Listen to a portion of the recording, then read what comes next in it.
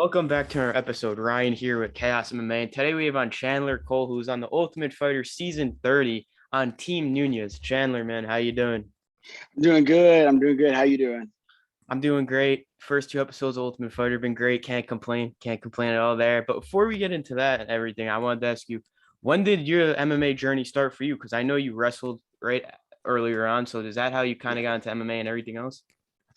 So I wrestled. Started my eighth grade year. My wrestling coach came down to the football weight room, and I was just this short, fat, kind of like how I am now, but young.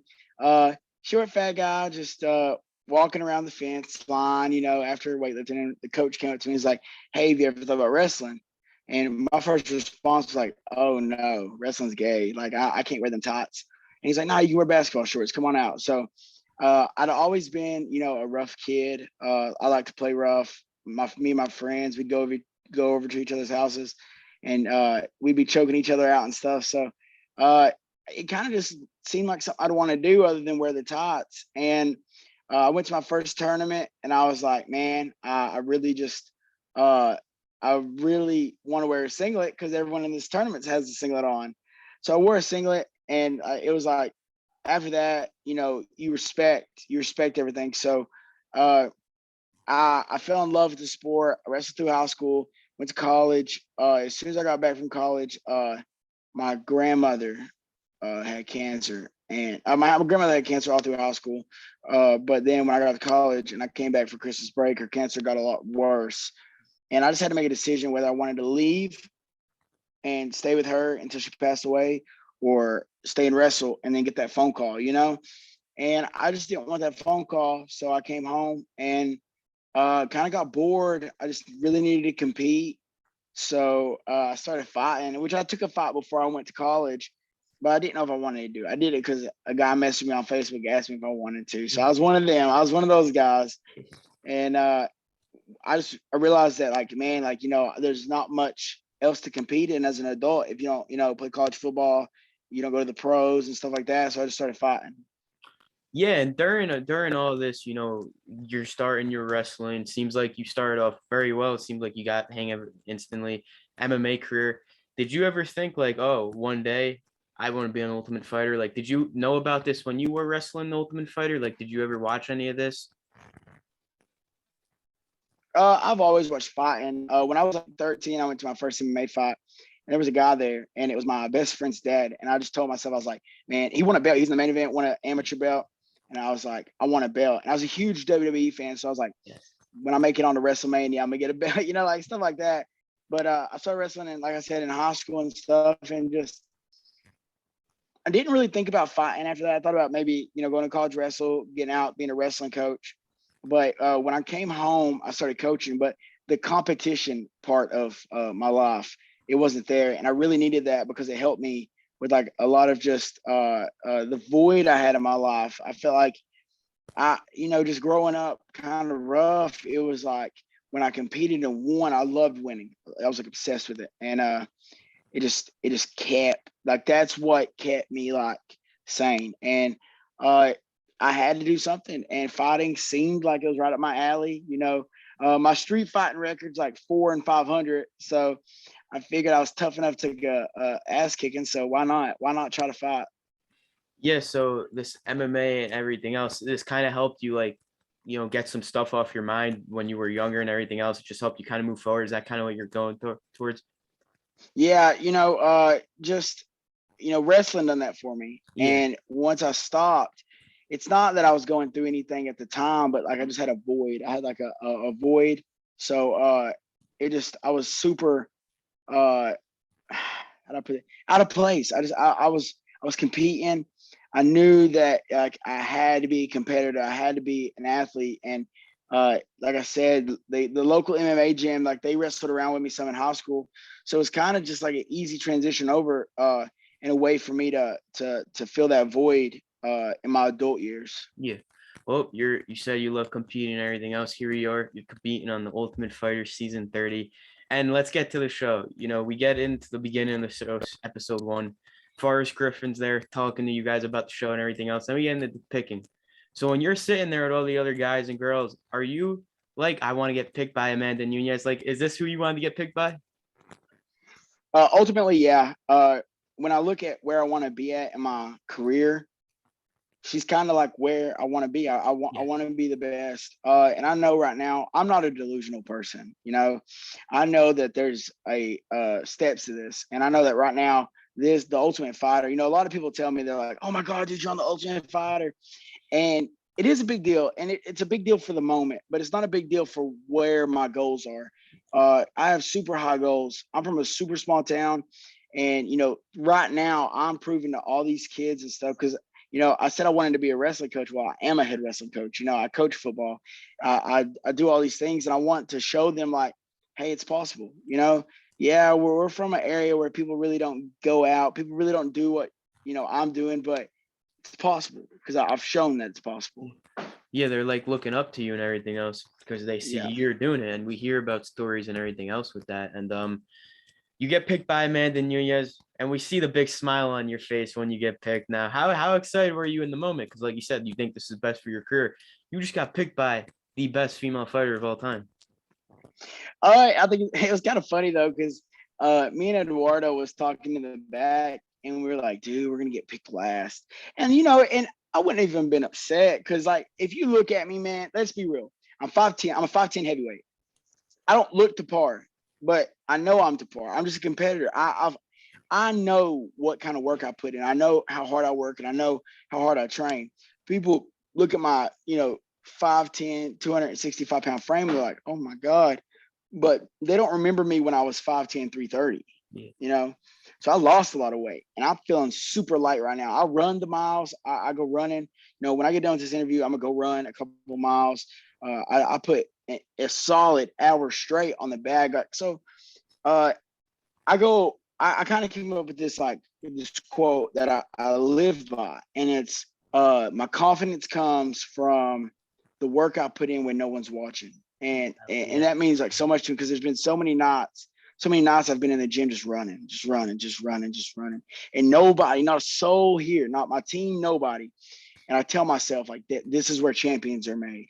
Champions are made in the dark. And yeah, man, that's just kind of where my confidence comes from. I'm not really a a molded heavyweight. You look at me, I don't look the par, but I know I am the par. So I figured out to get picked last. Me and Eduardo was joking about, we're like, bro, we're gonna get picked last. I can't believe this. And he goes first, and I'm like, well, dang, dude, like my last pick buddy just left me. Yeah. And I got picked right behind it, man. And it just feels like it was meant to be. It just feels like it was meant to be. Hey, and I really do love that quote, when no one's watching, the hard work. That's so cool to see how you follow that quote. And is that something that's helped you throughout your MMA My career? confidence, Yeah. 100%. And I tell my kids that too, my wrestlers. You know, I preach to them. I'm like, listen, go do push-ups, go do sit-ups, go run. I don't have to be there. You know, while I'm here, you're gonna work. I'm a as far as coaching, I'm a super intense coach. You know, I do the practices with them. You know, Yeah. so I lead by example. I try to, and I just tell them like my confidence. And my coach, my high school coach, used to tell me all the time. He's like, man, you're not good because you're a freak athlete. You're good because you're confident. Like when you step on the mat, you have a point. Like you step on the mat with you already up a point. Yeah. And that's I tell people my confidence comes from the work I put in when nobody's watching. You know, so I just want everybody to know I came up with that. So Yeah. no one steal it. I live by that, man. I truly live by that in my career in life. Uh, you know, right now I'm working on like my YouTube channel. I'm trying to get my podcast started, and not like a podcast with like a bunch of guests, but just like to talk. I feel like I'm a good talker. People see that on the show now, and I have a good story, and I just want to share it to people because if you ever reach out, and I've got the opportunity to really help a lot of kids. Best feeling in the world. And I actually went and screenshot a post the guy made about me 9 years ago, talking mad crap about me. And he was like, you know, quit throwing yourself a pity party. It's one thing you want to help kids, but stop posting how hard you had it and stuff like that. And now I'm in these shoes. Now I'm living this life, and I still preach. I had it kind of rough, but don't let that dictate how you turn out. You know, Yeah. I in my Ultimate Fighter interview, I told everybody, I'm like, I have every reason to be in prison. I have every reason to have got on drugs. I've been around that my entire life, and I choose not to because I didn't want to follow that path. I want great things. I want one day to have a lot of money. Not there yet, but I want to have a lot of money, and I want to be able to. I didn't get my first car until I was 24 years old. That's 3 years ago. I want to be able to get my daughter a car 16 years old for a birthday. I want to be able to pay that cash, give it to her. I want those things. I want her to want for nothing. I want her to, I want to have to pay for her school lunch. That sounds crazy, but I want to. Like, I want to live that life because I want to know that, like, I made it. And a little touch of that, I got that feeling during tax time this year, but it ain't as good as I thought it was going to feel. But it's still ultimately a very humbling and very rewarding feeling. No, yeah, I love the story. I'm sure there's more to the story. And I think the podcast you're saying, getting your story out there, I think that's a great idea and everything else. And speaking of everything else, Ultimate Fighter, here you are though. You embrace the grind. It's only gonna go up from here. It's only gonna go up. And Absolutely. I wanted to ask you about this. How was it though, rooming with fighters you're going to fight for 6 weeks? Because you hear sometimes from previous seasons they can't stand them because they're going to be fighting against them. So how is that for you? It was pretty okay with me because I flip a switch. I'm nice and funny and cut up all the time, but I flip a switch whenever the door shuts, and it's kill or be killed. When you're talking about taking food off my daughter's table, it doesn't matter. It doesn't matter who's standing across the cage. So, as far as fighting people I lived with, that was it was easy. It was easy. So I'm excited for everybody to see the show come out and see everything unfold. And it's a good season, great season, great fights, and I'm excited for everybody to just watch. Yeah, the first 2 episodes were great so far. It's a great season so far. And we saw after Niles lost, you were talking to him, trying to tell him, this is just to start saying, like, as wrestlers, adversity is part of the game and everything else. So how good is it to have teammates like yourself, to pick them up, after a tough loss like that, and just tell them this isn't the end, adversity hits, we're just going to go from here. So how good is it to have a teammate like yourself? And I'm sure there's many others on the team like you. How good is that? It's really good. That's just me though. I'm always, even at I work in a prison, and it's not always an easy day. And just like for me, it's like you're not always gonna want to. Oh, it's all right, buddy. You're okay. Sometimes you just gotta tell them exactly, like, hey man, gotta go back to the drawing board. Like, it is far. It hurts now. Go back to the drawing board. And Niles a tough guy. He'll be all right. He's an athlete. He's at a great gym now. He's all right.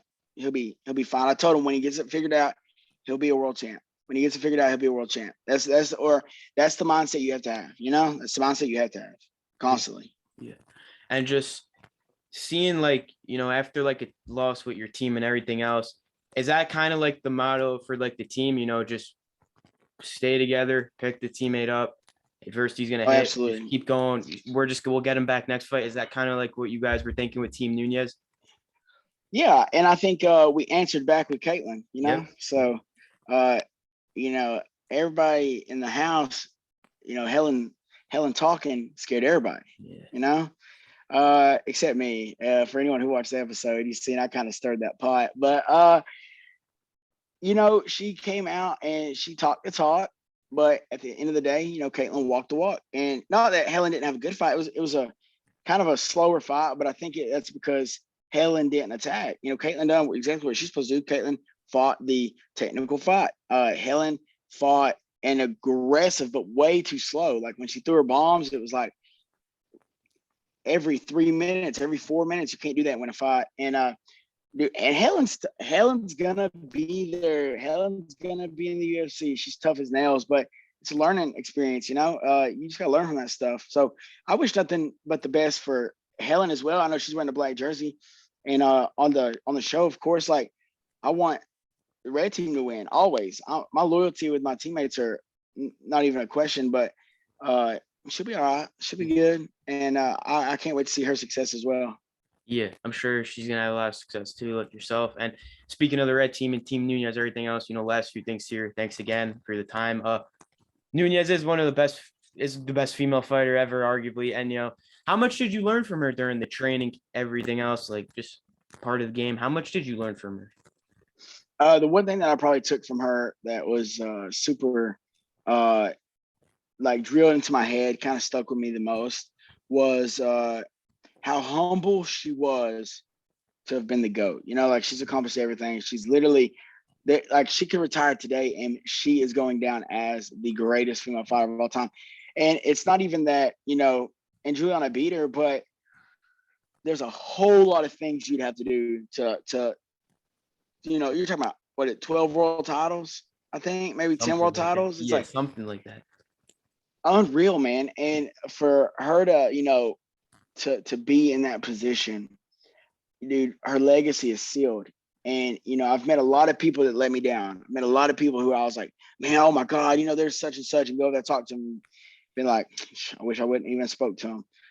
She's not one of them. She's such a good person, such a good heart. And Nina's a wonderful person, just great people all around, and love them to death. And I wish them nothing but the best too. Still communicate with them, and yeah, great people. Kind of just reassured to me, like, especially in this fight game, it's like, remember, people will know me for my fighting, but will remember me for my character, and I'm excited about that. So I want to do great things in the sport, great things, but I want people to look back and say, out of all those things he done, he stayed him. He stayed true to himself. Yeah. He needs to stop saying the F word so much on TV, but he's doing good. Yeah, no doubt, no doubt. And yeah, Nunez and Nina, Amanda and Nina, we saw, after Caitlin's father passed away, how they were picking her up and how like they helped her a lot. You saw it there and everything else. And I'm sure we're gonna see more throughout the season with them helping you guys. But thanks again for your It's time. crazy. Nobody knew about. Nobody ever found out about Caitlin's dad. Yeah, that's crazy. It just came out of nowhere, right? Well, until when the show aired, yeah, like no one knew. Yeah, no one knew in the house. Is crazy. Yeah, that was sad moment right there, no doubt. But yeah, thanks again for the time, man. I really do appreciate guys tune in every Tuesday to see a new episode of Ultimate Fighter. Hope we get to see the episode with you soon and more and more. And yeah, if you want to shout out any social media or anything, man, the floor is yours. Yeah, guys, just follow me on at Chandler Cole MMA. That's at look at the cat in the background. Yeah, that's my cat. Oh my God, that thing scared me to death. I was like, is that like a green screen? At Chandler Cole MMA, that's my Twitter, that's my Instagram, and also that's my TikTok. I'm a avid TikToker. I post stuff all the time. So follow me on those social medias, and also my YouTube channel, just Chandler Cole, and just follow the journey. And I hope that you enjoy it, because I enjoy producing all these memories. Yeah, I can't wait to see more of the journey. I'll tune into that podcast if you release it. And yeah, thanks again for your time, man. I appreciate it. Have a great day. Absolutely. Thank you, brother. Have a good one. Peace out, man.